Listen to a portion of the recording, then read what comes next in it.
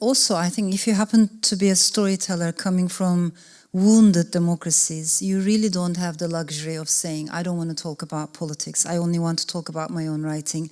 If so much is happening outside the window, you have to speak about it. I also believe one of the many wonderful things we have learned from past feminist generations of feminist movement, is that politics is not only about what Boris Johnson said today or what political parties meant or how they clash. It's beyond that, it's more than that. Wherever there is power, there is politics. So you might be writing about sexuality, you might be writing about gender, marriage, heartbreak. You can be very political while writing about these issues as well. So in that regard, we can't be apolitical.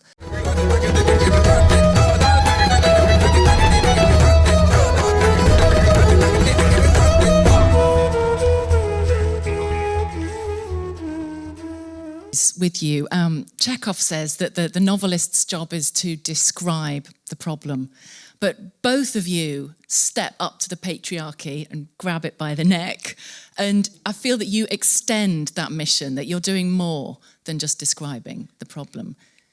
Tamima, do you? Oh, well, so do you hope to change people's minds? I believe that I was put on this earth to to be an activist, but I just do it through writing. Now, I don't always do it on every page of every novel because that would make it really dull. And obviously, I'm interested in telling stories, and that is my primary aim when I'm writing a novel. But I really vehemently disagree with the idea that writing is somehow ever apolitical. I think it's always political. I think we're always saying things. I think we are getting into people's heads, and that is a huge responsibility. So I feel, that I have a sacred duty to change the things that I feel are unjust in the world. And I am no longer sort of apologetic about that and saying, well, I really try to be an artist too. I think that is the whole point of art. And I think for me, at least, it's important to embrace that. Elif, what's your sacred duty? No, just, very much in agreement with everything Tamima said. Also, I think if you happen to be a storyteller coming from wounded democracies, you really don't have the luxury of saying, I don't want to talk about politics, I only want to talk about my own writing. If so much is happening outside the window, you have to speak about it. I also believe one of the many wonderful things we have learned from past feminist generations of feminist movement, is that politics is not only about what Boris Johnson said today or what political parties meant or how they clash. It's beyond that, it's more than that. Wherever there is power, there is politics. So you might be writing about sexuality, you might be writing about gender, marriage, heartbreak. You can be very political while writing about these issues as well. So in that regard, we can't be apolitical. And I think this is a moment for us to be more engaged as writers. However, I make a distinction between asking questions and trying to dictate the answers.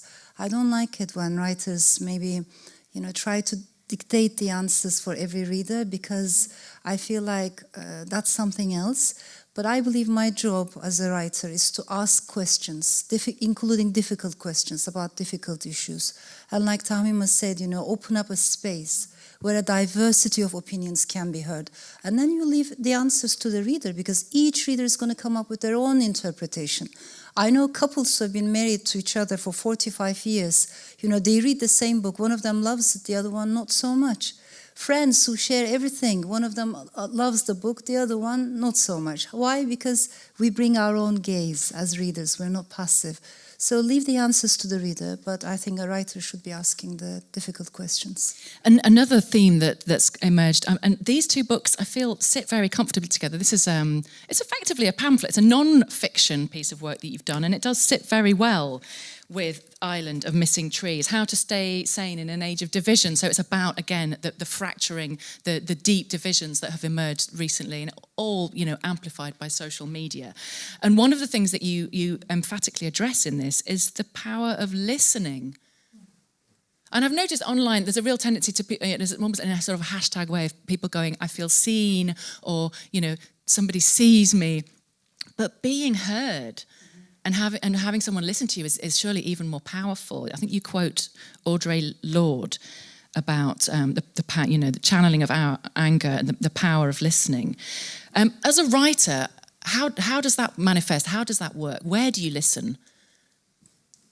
I think we, as writers, we have to be good readers all our lives, but also we have to be good listeners, just to listen to what people are saying, but also how they're saying what they're saying, with what kind of energy, choice of words, emotions. So observe, listen, absorb, and respect. That to me is important, that perhaps being a bit of an intellectual nomad. But if I may add quickly, at the beginning of the pandemic, there were some signs in public parks across London. And the question was, when all this is over, what would you like to see, changing? What kind of a world would you like to live in? And people had scribbled, they had written their own answers, anonymous. And somebody had written, when all this is over, I want to live in a world where I can be heard. And that to me is very important, because let's go back to early 2000s, late 1990s, there was so much optimism in the world.